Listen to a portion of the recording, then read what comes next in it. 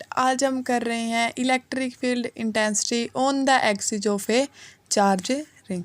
Electric field की intensity निकाल रहे हैं axis of the charge ring.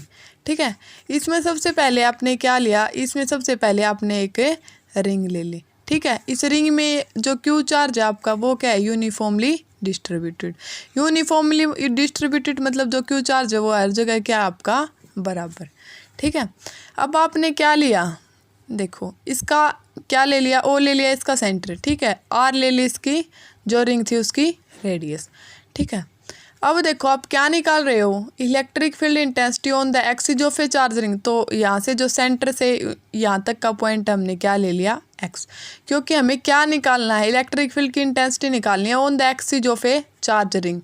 ठीक है, एक्सिस के ऊपर निकालनी है। ठीक है, तो अब देखो अगर आपके पास ये पॉइंट चार्ज होता तो आप ये वाला फॉर्मूला लगा देते कि आपने निकाला था intensity of the electric field, वो आपकी क्या निकली थी, के क्यू ओ अपॉन में एक्स स्क्वायर निकली थी। ठीक है, वो आपने कैसे निकाला था, जहाँ पे आपको इलेक्ट्रिक फील्ड की इंटेंसिटी निकाली है वहाँ पे आपने क्या रख दिया था, टेस्ट चार्ज रख दिया था। फिर आपने इलेक्ट्रिक फील्ड की इंटेंसिटी का फॉर्मूला लगा दिया था, force on test charge upon test charge, वहाँ से आपका ये वाला निकला था K Q upon x square. ठीक है, तो ये पॉइंट चार्ज तो है ही नहीं, क्योंकि ये वाला चार्ज आपका क्या है, यूनिफॉर्मली चार्ज, यूनिफॉर्मली डिस्ट्रीब्यूट हो रहा है ये वाला चार्ज।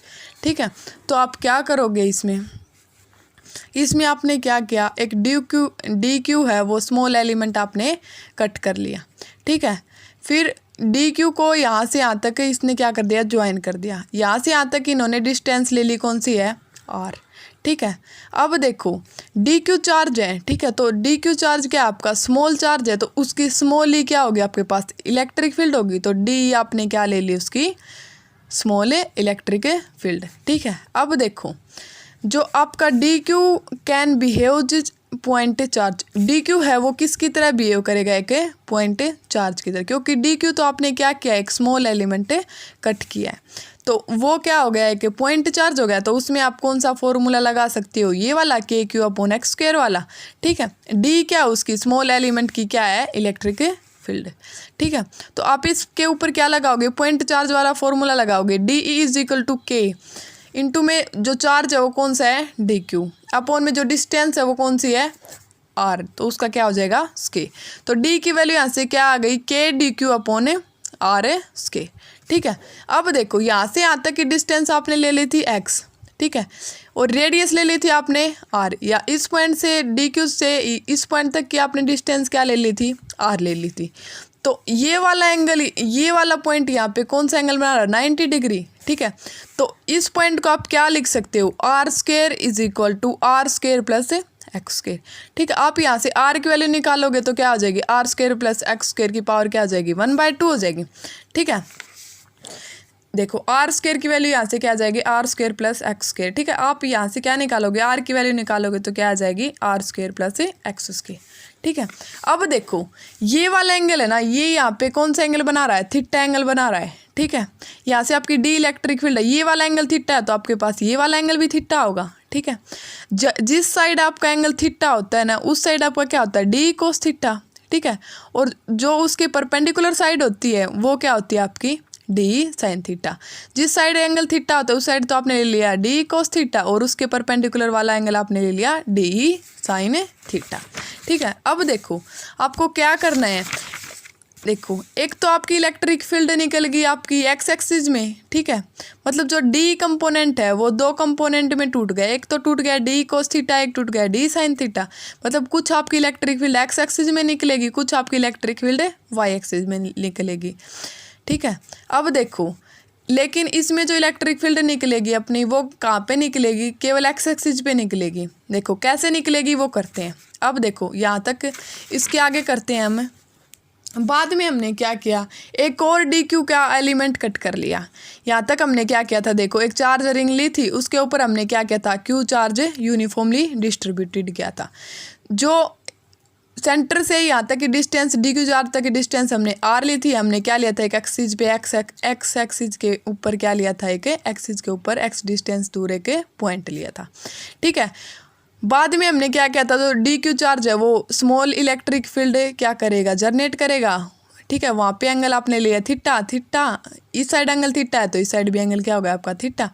तो जिस साइड थीटा होता है उस साइड क्या होता है आपका डी कोस थीटा और अपोजिट साइड क्या होता है आपका डी साइन थीटा। ठीक है, बाद में अब देखो नेक्स्ट स्टेप में आपने क्या किया है, एक और स्मॉल एलिमेंट कट कर लिया डी क्यू। ठीक है, वो भी क्या करेगा, एक स्मॉल इलेक्ट्रिक फील्ड जनरेट करेगा, मतलब डी इलेक्ट्रिक फील्ड जनरेट कर दी उसने।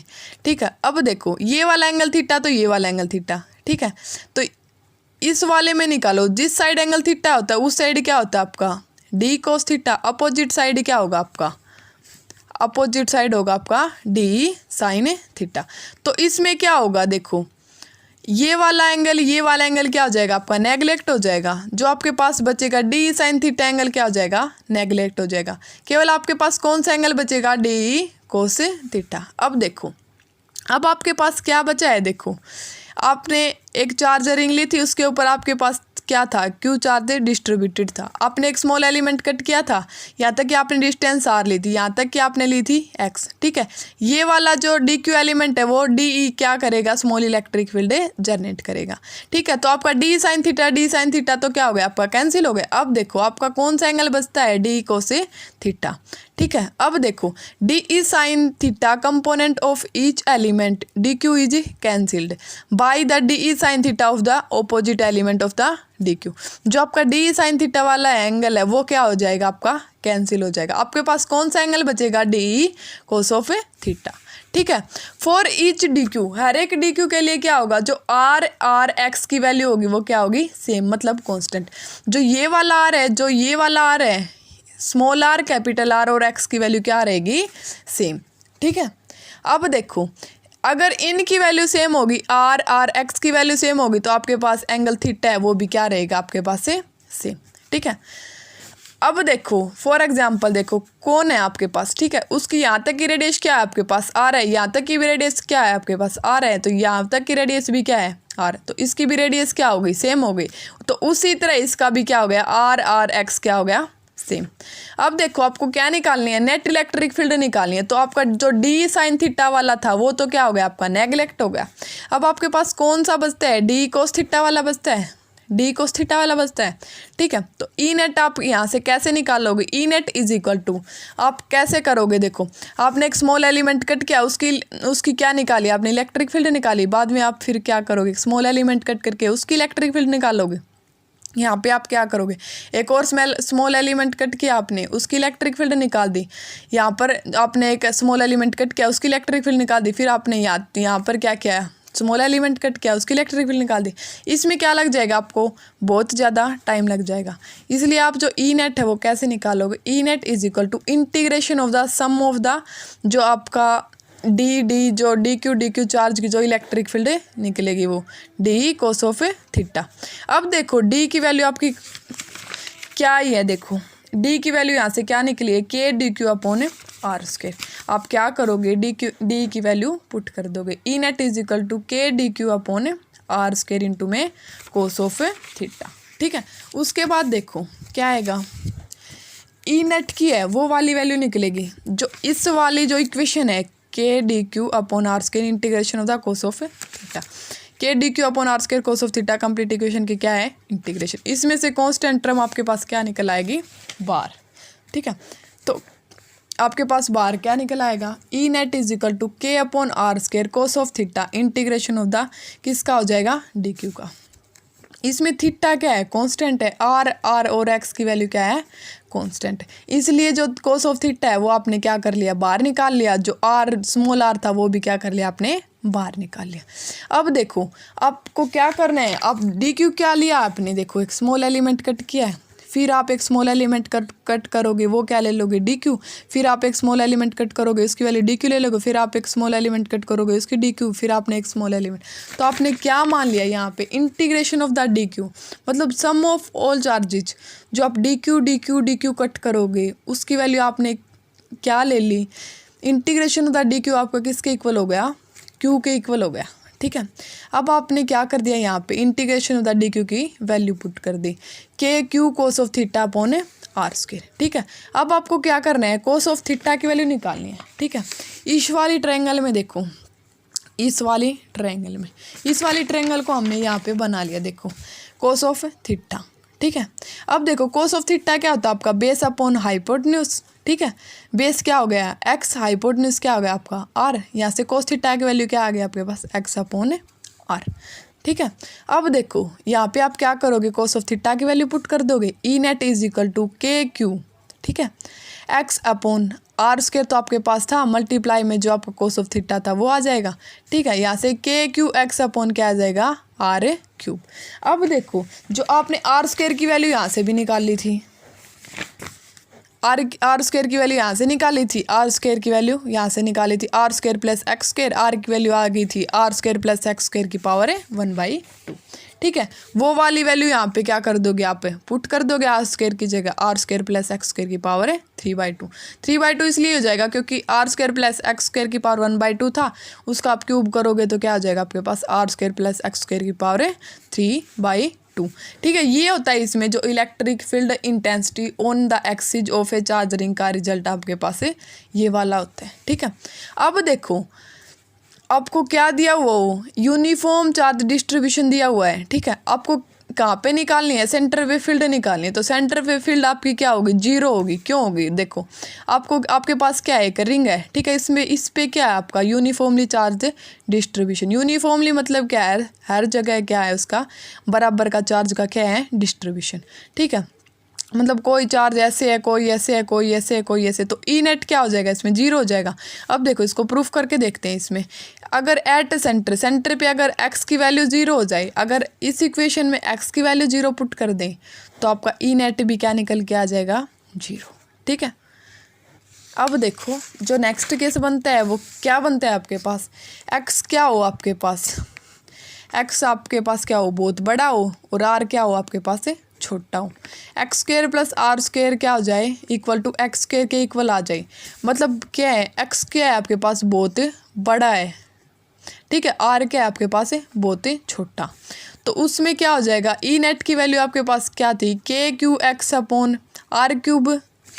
देखो यहाँ से आपके पास रिजल्ट क्या आया था, K Q X upon R cube. बाद में आपने क्या किया था, आर क्यूब की वैल्यू पुट की थी, K Q X upon are square plus x square की पावर 3/2। ठीक है, इस वाले इक्वेशन में आप क्या पुट करोगे, एक्स स्क्वायर की जगह क्या पुट कर दोगे, X square plus R square की जगह एक्स स्क्वायर पुट कर दोगे। ठीक है, आर स्क्वायर की जगह 1 पुट कर दोगे, मतलब आर क्या है आपका, बहुत स्मॉल है। तो यहाँ से ई नेट की वैल्यू क्या निकल के आ जाएगी, के Q X upon x cube.